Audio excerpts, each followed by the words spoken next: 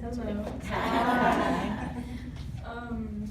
I just want to thank my leaders for this opportunity, my Thea, my auntie, and I want to thank my pastor's wife. I'm just really grateful. This is a big moment for me. If we can bow our heads and close our eyes. Lord Heavenly Father, have your way, and I just pray that you could just calm my spirit, settle my nerves, and Lord, use me as your vessel, as your mouthpiece, and whatever you want to be said, Lord, I pray that you use me to say it, and I pray that every heart be open tonight. Amen. Amen. You can have your seats. If you have your Bibles with you, my opening scripture is John chapter 1, verse 42.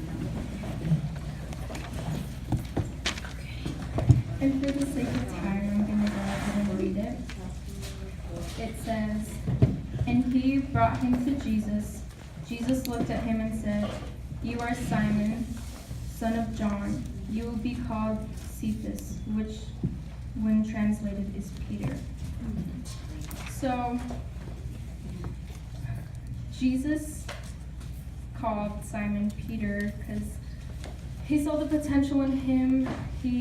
This is how he saw Peter, as a rock, which I think he named him that because of his spirituality was like a rock, and he was solid like a rock in his walk with Jesus.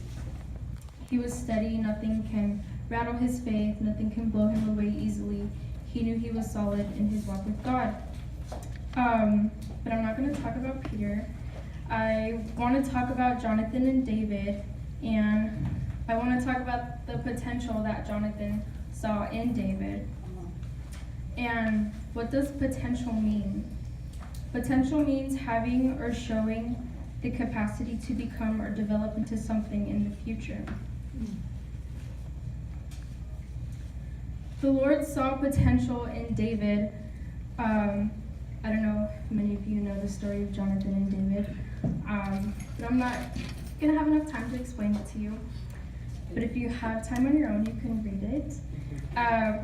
But the Lord saw the potential in David, and that's why he had Samuel anoint David. And I'm going to refer to 1 Samuel 16, verse 6 and 7.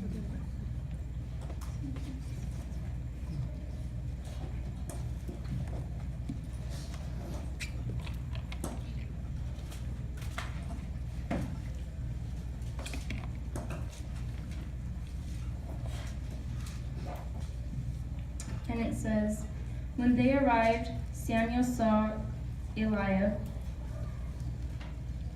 and thought, 'Surely the Lord's anointed stands here before the Lord.'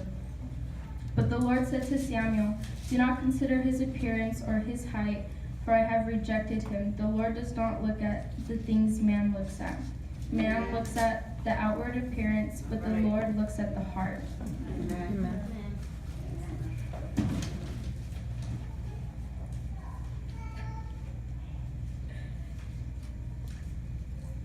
And Jonathan also saw David's potential.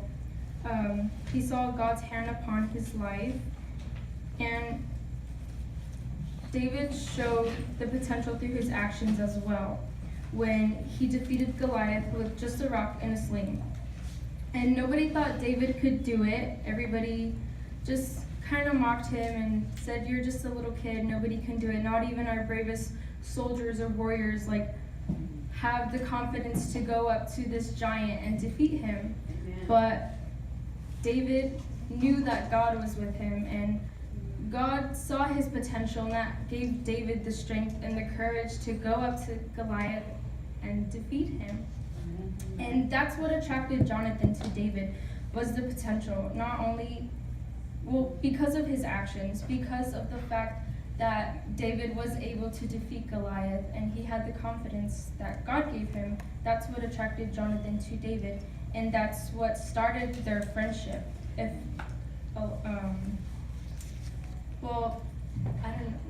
don't know if any of you guys know the story about Jonathan or David, but they were the best of friends in the Bible times. And here's an illustration I just wanted to share about potential. And it goes like this. Anyone can count the seeds in an apple, but only God can count the apples in a seed. All he needs is a seed yielded to him. It's powerful. Amen.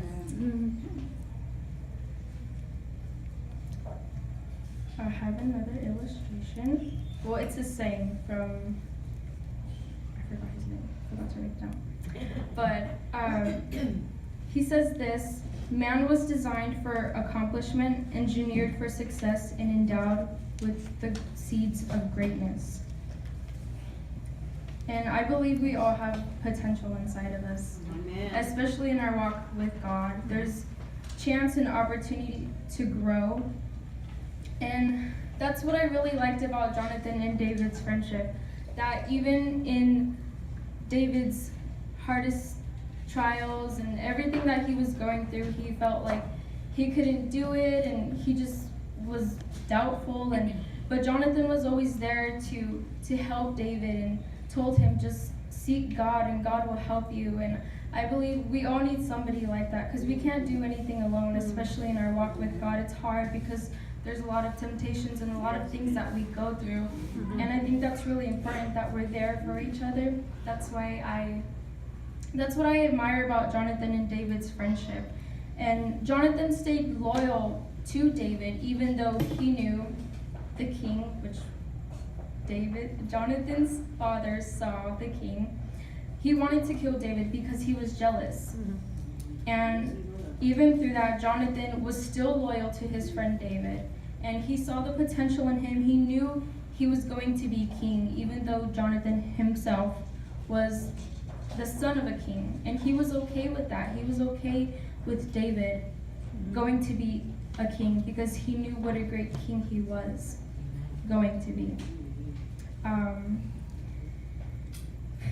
But yeah, he saw the potential in David.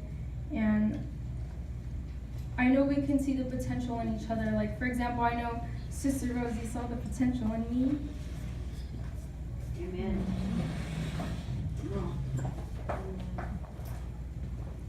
To pull me into the twilight treasures.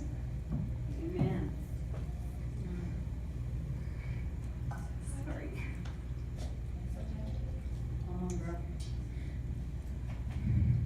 But even my leaders saw the potential in me to even speak to you ladies tonight. Amen. Yes, Lord.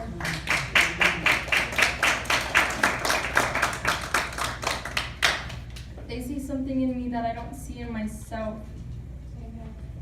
And like I said before, I think it's important that we all have that one person who sees the potential in us and who will motivate us and encourage us to stay strong in our walk with God. Amen.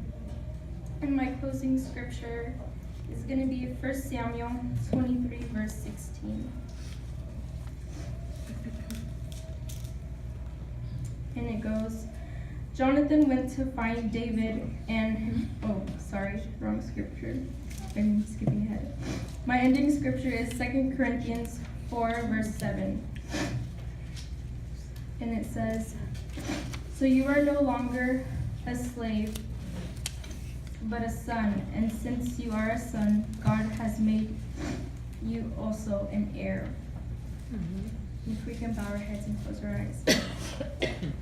Lord, I come before you right now, and I thank you for this opportunity, and I pray that this little message was able to speak to somebody, and I pray that these women will be able to take it home and just encourage each other and see the potential in each other. And we love you and we thank you. Amen. Amen.